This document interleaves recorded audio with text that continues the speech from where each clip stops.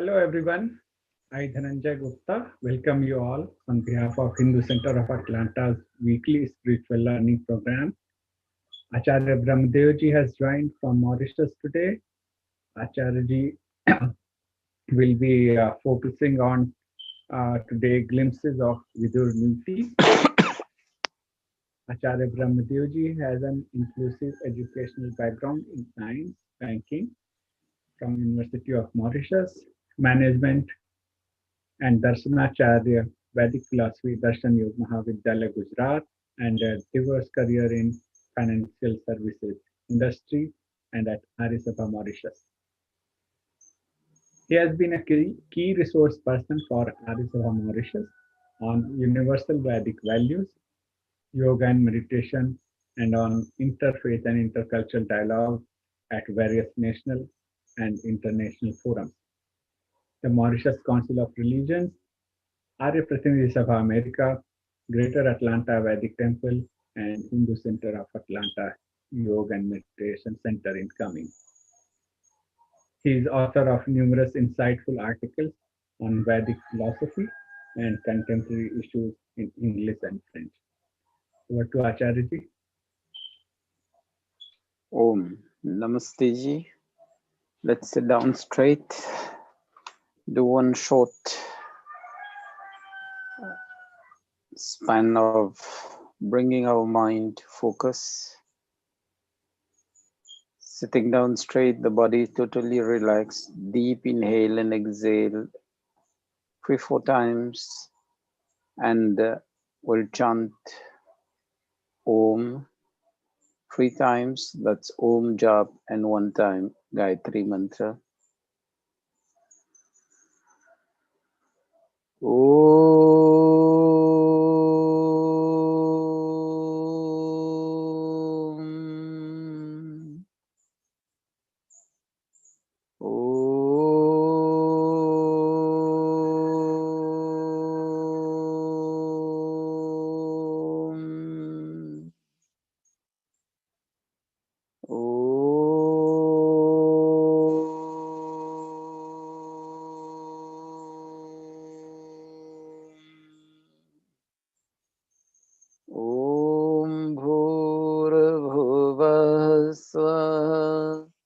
तत्सवितुर्वरेण्यं भर्गो देवस्य धीमहि धियो यो नः प्रचोदयात्।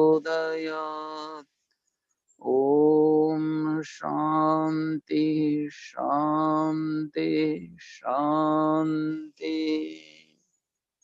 Namaste everybody, welcome to the session of today.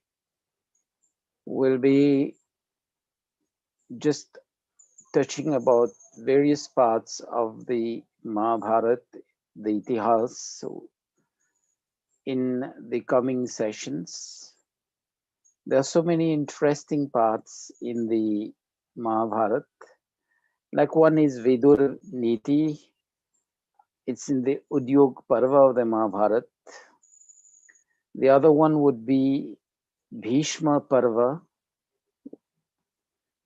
Then there is the Shanti Parva.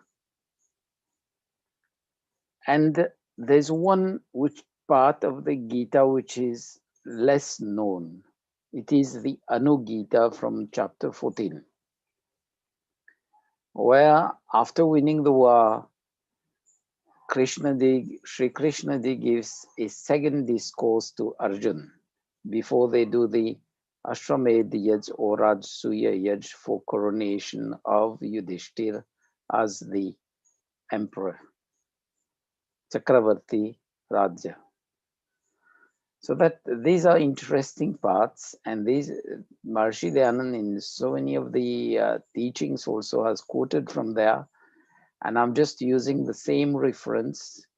Knowledge, true knowledge, and inspiring knowledge which can help us to become a better person should be taken from wherever it's available, because all the true knowledge are sourced in the Vedas.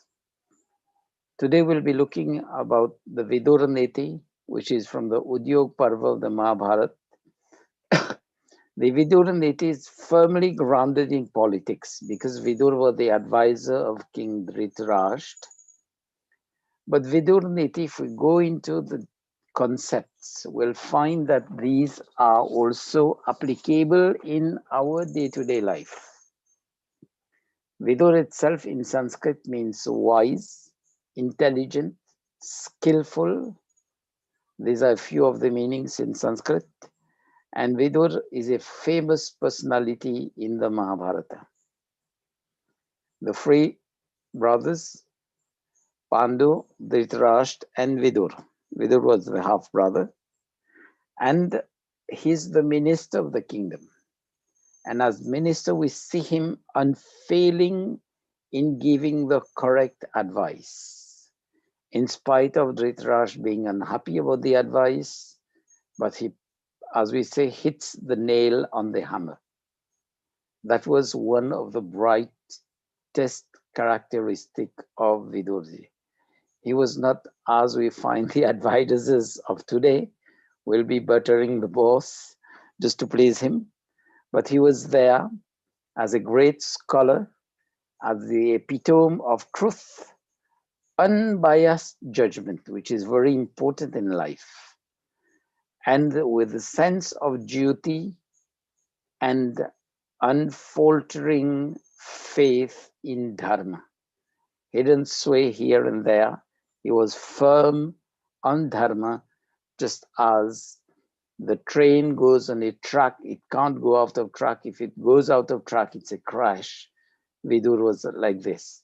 He knew his destination. He kept to the framework, as we say, the rails of the train for his safe journey. And we find the consequences of that. Dhritarashtra fails to listen to him, and the war is there, and Dhritarashtra loses the 100 sons, and there's quite a huge amount of havoc out of the Mahabharata. This is because the king failed to understand and apply the, not the teachings, but the advice of Vidurti. And chronicled in there, we'll find some useful tips which will make our life easier. And just to make one example of it, which is taken by Maharshi Dayanand Saraswati in the Vyavahar Bhanu as well as in the Satyarth Prakash. Atma Jnanam Samarambha Titiksha Dharma Nityata Yamarthana Pakarshanti Savai Pandita Uchyate. Now, the word, striking word is Pandit there, and people will think of Pandit in terms of somebody who is just limited to doing karmakand rituals. No. Pandit, the real definition is a wise person. And this shlok describes the characteristic of a wise person. Atma Dhyanam, he who has knowledge of the self, that is, the soul and the body as distinct entities. And with that knowledge, he will always endeavor, he will always have full patience on the path of dharma, be devoted to righteousness at all times in life. And this is the description of a wise person. He doesn't deviate from the goals of life. As we say, dharma, artha, kama, moksha. So he's living a life of righteousness 24 hours, 7 days a week. He's earning his life on the path of righteousness, ethical earnings. Even enjoyment is based on dharma, on ethics, that is, with moderation in life. And it's only enjoyment from the righteous earnings. So this describes the characteristic of a wise person. And I think it applies in day-to-day life, whether it be a child, a youth, working adult, parents, householders, or even people who are retired, or and it applies most to people who are, as we say, religious persons or people moving on higher path of spirituality in life. The second shlok which we'll be looking at is about being unbiased in action. It says, Yasya krityam na vighnanti shita mushnan bhayam rati samriddhira samriddhir va sa vai pandita uchyate. We looked at the definition of pandit first. Now, talking about samriddhi. Samriddhi is about prosperity. And the word comes twice in this shlok. So, how do we prosper in life?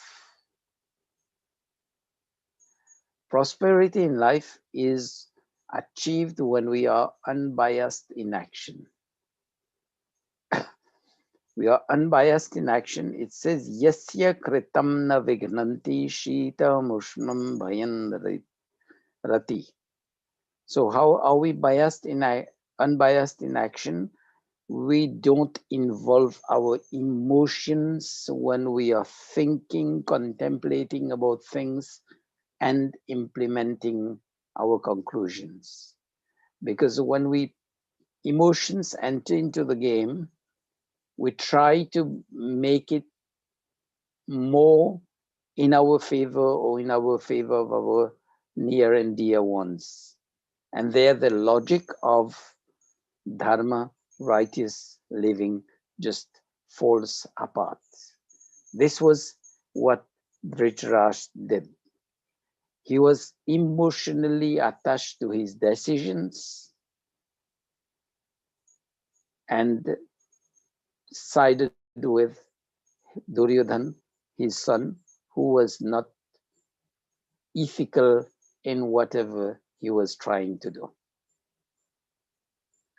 A wise person's actions and undertakings are not affected by love or hate, cold or heat, or affluence or poverty. And in that circumstances, prosperity achieved on the path of ethics will earn us physical prosperity, material prosperity, and spiritual prosperity in terms of inner peace, which is what basically we are looking for at the end of the day. Be it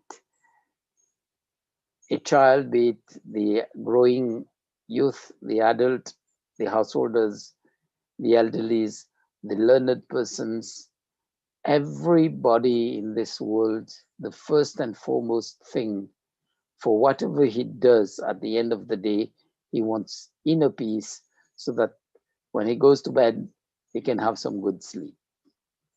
And this is talking about samriddhi. So unbiased in action will always be fair in whatever we do. And that is going to bring us to the ultimate goal of inner peace. The next shlok is also very important. It goes on the side of yoga philosophy. When we did yoga philosophy, we did one sutra, Satodar Kale Nairantara Satkara Sevito Bhumi. That is to reach our goals. We need to have constant, regular practice over a long period of time, be dedicated with lots of love and passion. This shlok says, Na prapya mabhivan chanti nashtam ne chandanti shochi tuma apasochanam mohiyanti savai pandita uchyate. A foolish person longs and works for things that are unattainable and thus loses or wastes his time and efforts. loses the sense of self realization, that is, to realize his goals, because the vision is lost. A wise man doesn't waste his effort. He's always focused on his goals. And he doesn't worry what is lost and what he achieves. In due course, constant practice with love and devotion is going to bring him the desired results. Overcoming difficult times will get the fruits of our physical and mental efforts. But we need to be focused to our goals. And being focused on our goals, it applies to everybody in life. Whether it be, as we say, in child rearing, when we have a newborn baby and that baby is growing, we have to tend to that. Whether it be in the life of a student, in the life of somebody who is working, or somebody who is running a business, anybody, whether it be the, as we say, the housewife, cooking food, we have to be focused to the goals. Otherwise, we'll get the wrong results out of our cooking. So it applies in day-to-day life. The next one we'll be looking at is about commitment to task and keeping to time management. It says, Nishchitva ya prakramate nantaravasati karmana avandya kalo vashyantatma savai pandita uchyate. Again, the word pandit is coming. It refers to the wise person who is judicious in using his knowledge, his time. A wise person is committed to the goals and develop the strategies and the tactics, as we say in modern management. The strategies defines the way to achieve the goals, and the tactics are the moves that he does to achieve the goals. One is theoretical, the other is practical. It says, the wise person committed to the goals beforehand, that is, he knows, at least he has a brief or a general idea on how to reach that goal. And he doesn't procrastinate, that is, delay in reaching the goal or putting the efforts. And that saves us the time and keeps us in focus, and we know how to accomplish our task. And the good thing is, this shlok is saying, within the general goal or the overall goal, look at the bits and pieces. As we say, break the bigger goal into smaller goals. And when we break the bigger goal into smaller goals, which are more easily manageable and achievable, at the end of the day, say if we have one task which consists of 10 smaller tasks, when we complete those 10 smaller tasks, we'll complete the whole task. Like, for example, I'll take practical things in life. We look at cleaning the house, especially at the times when we reach the end of the year or festival like Diwali or Holi. We say, okay, we have to do general cleaning of the house. So where do we start from? We start from the first floor. So we look at the rooms, at our living areas, our study and our things, and then we come down gradually to the lower floor, the ground floor, and then we look on the outside. So we start decluttering from the top and go to the bottom, because if we do the bottom and we declutter the top later, all these will fall to the bottom. So there's the strategy, making the general goal of overall cleaning, but then break it into parts. And this shlok is telling us that. Don't waste time. Don't take long breaks during the work. Take sufficient breaks to recover our energy, but don't give too long breaks, because we tend to lose the main goal, the main objective. And that leaves us in a state where we are better in control of our mind, our emotions, And being in control of our mind and our emotions is yoga in application in whatever we do. The next slok, which we're looking at, is about friends and whom we can say lesser friends or enemies. It says, Amitram kurute mitram mitram dveshti hinasti cha karma chara bhate dushtam tamahur mudha chetasam. So it says, Amitram, he who is not a friend to me. It may be neutral person or an enemy. We have to stay safe from the unknown. Mitram dveshti hinasti cha. So we shouldn't have hate for our friends. We need to be good to friends, because friends, what they do, when we do good things, they motivate us to do better. And when we're on the wrong path, they just put the brake, try to re-gear us to be on the right path. Then karma chara bhate dushtam tama hura mudha chetasam. Only a fool makes enemies out of friends. Like when Duryodhan went to Sri Krishna, he looked only for the army, he looked for the might, but he lost his mind. And Arjun was just simple and asked for Sri Krishna to be by his side. He knew that the friend would be the best guide. So that's one example. And like this, if we look at the life of other living organisms in the world, just see at the ant. If something comes in the way, they will make the turn and find other ways to reach that same destination. Or even if we spray insecticide, they will find other ways for their own safety.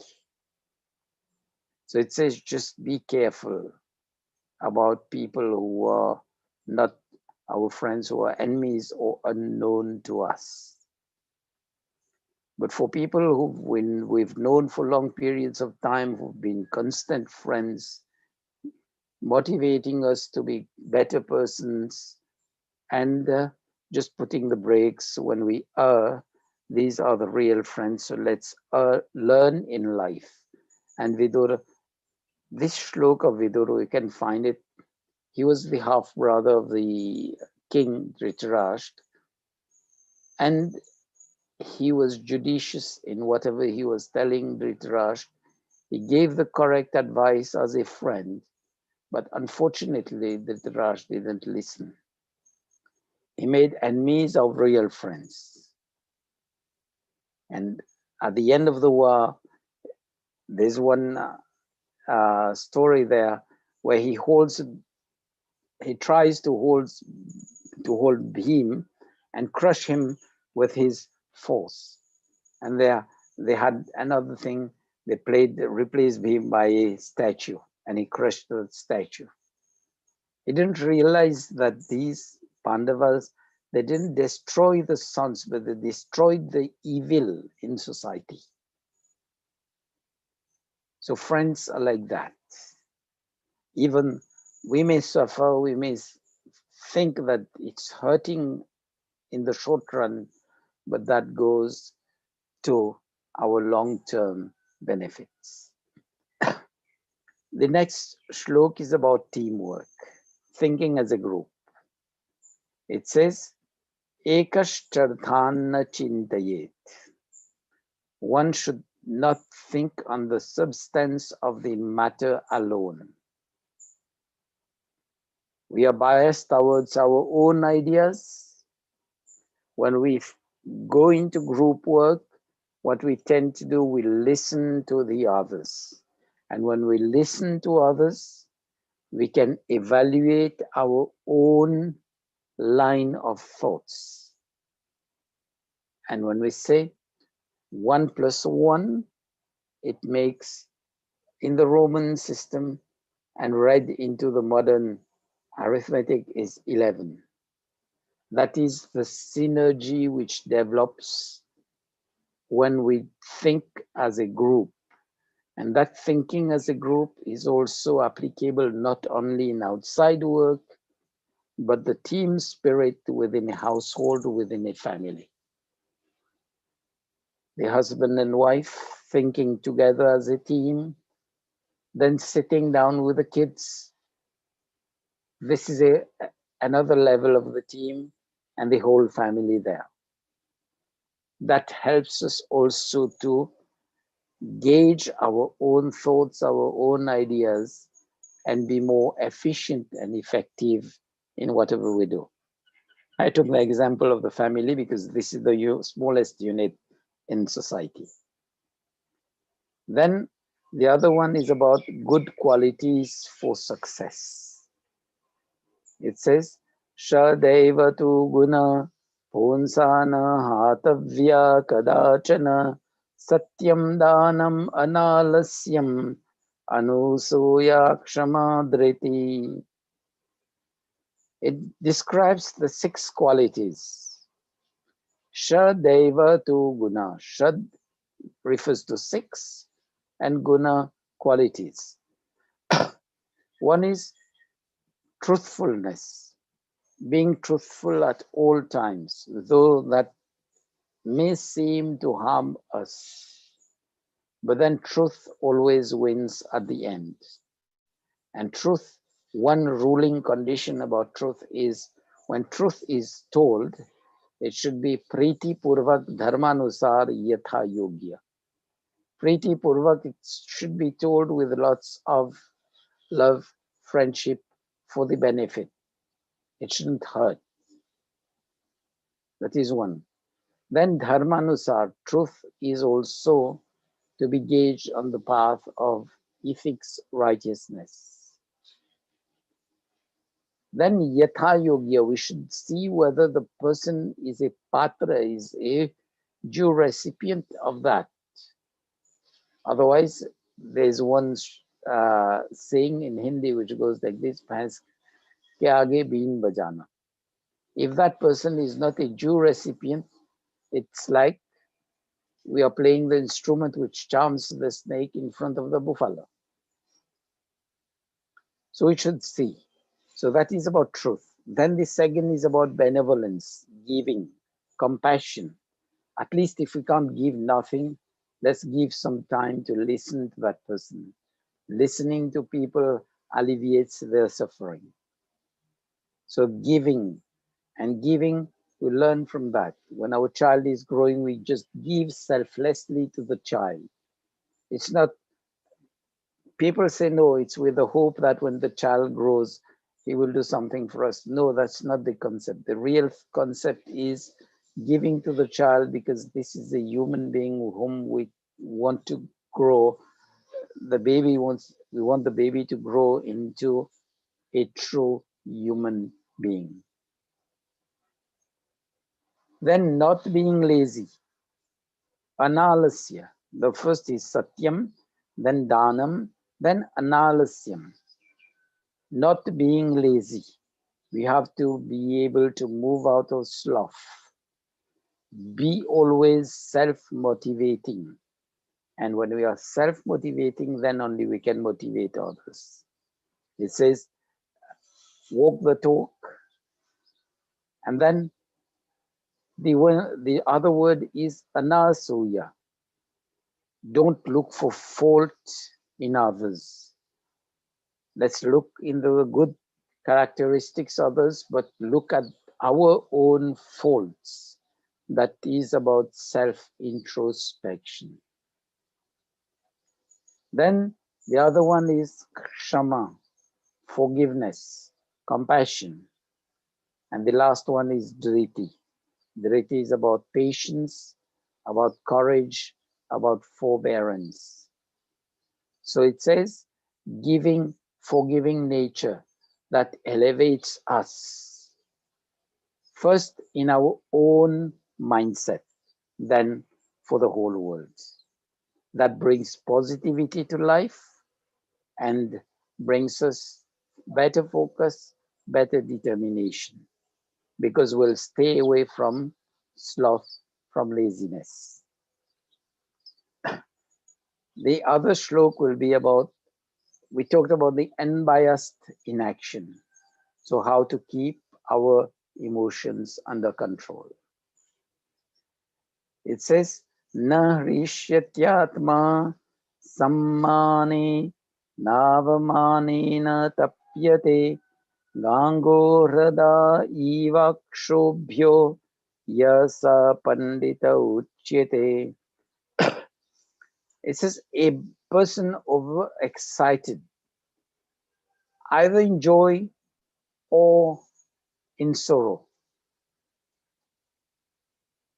heightened by happiness that clouds our senses, heightened in sorrow that also numbs us. So it's good to be moderate. Tapasya, we learn to bear or to develop endurance, resilience, not to be clouded by either joy or sorrow. The extreme level of unhappiness or the extreme level of joy are bound to cloud us. And as we say, it numbs our humane touch in life. So it says a wise person is never too happy when honored and doesn't feel sad when dishonored. That goes in the guidelines of tapa in yoga. And he's not affected by emotion in difficult times. And that again, on the yoga philosophy, it says regular, constant practice to develop that resilience. It's not something that we can just develop overnight, but slowly, gradually, if we develop it, we nurture that habit, we'll also be nurturing the same habit and develop in the life of others. So we see Vidur Neeti in itself is a whole setup for a better future for mankind, starting from us as individuals and goes for the family level, for the level of the community, of the society, for the level of the, as we say, the town, the village, or the city as a whole, for the country as a whole, and for the whole world. So many good teachings are there. It's just a question of how we assimilate that. And it goes in the, as I referred to it, it crosses the yoga philosophy, it crosses the philosophy of the Vedas, the Upanishads, and everything.